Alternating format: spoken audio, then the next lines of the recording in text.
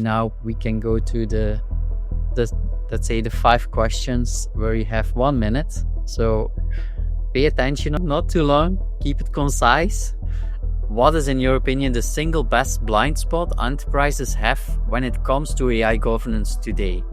So the biggest blind spot for 99% of the enterprises we're talking to is the disconnect between the principles that they want to enforce and the technical controls that they actually implement. So they're literally flying blind. You define something in high level terms, and then AI teams do something that they very often don't know what to exactly and how this aligns with these principles. So that's definitely the biggest blind spot here.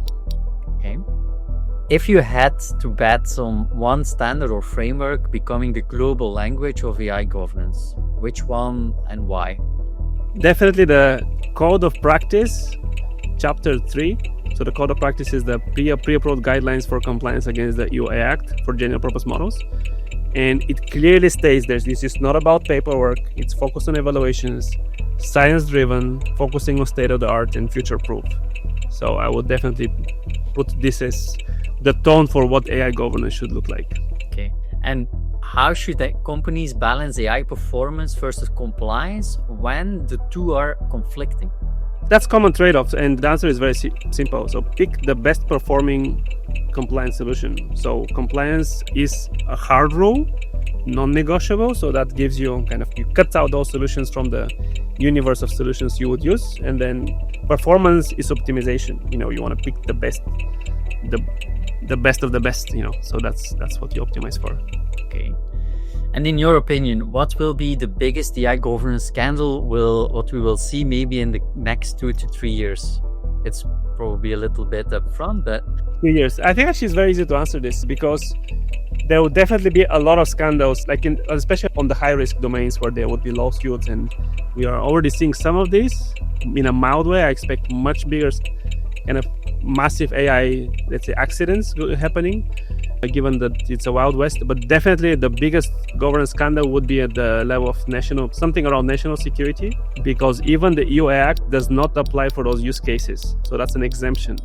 So something around at national level, around misinformation, around elections, something would blow off. And this, in my view, would push the world towards global AI governance at some point. Okay. And if you had to give a CEO of a Fortune 500 company one piece of advice on AI governance today, what would it be? I'll say this because we have seen it at some of the organizations. So it's very, very important to unify AI strategy and governance under one umbrella. Okay, so you cannot almost like a sideline AI governance at some of the organizations working with risks and so on, and then have your AI strategy business units using AI in a different place. So if you align those two, it's much easier to actually move fast in a responsible way, because then everything is fully aligned, so you don't have to risks they can be literally embedded in how you're building applications, how all your AI products are benchmarking, evaluating them for compliance against your principles, what clients need. So putting that under one umbrella is very, very key. And we have seen it working successfully at multiple large corporations, but it's not the standard of what happens. So that would be my advice for the others.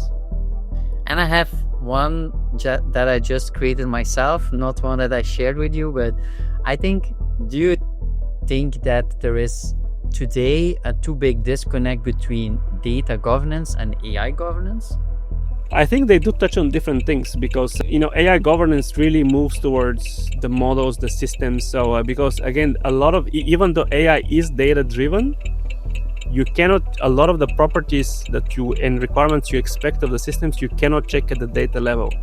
You may have checks on bias on the data and get biased models. So AI governance is pushing the boundary basically more towards the system and making the black box transparent, as opposed to tracking all the properties that you expect on the data. So it's an add-on, and then data governance would become then a subset in a way of AI governance that has to cover all the aspects.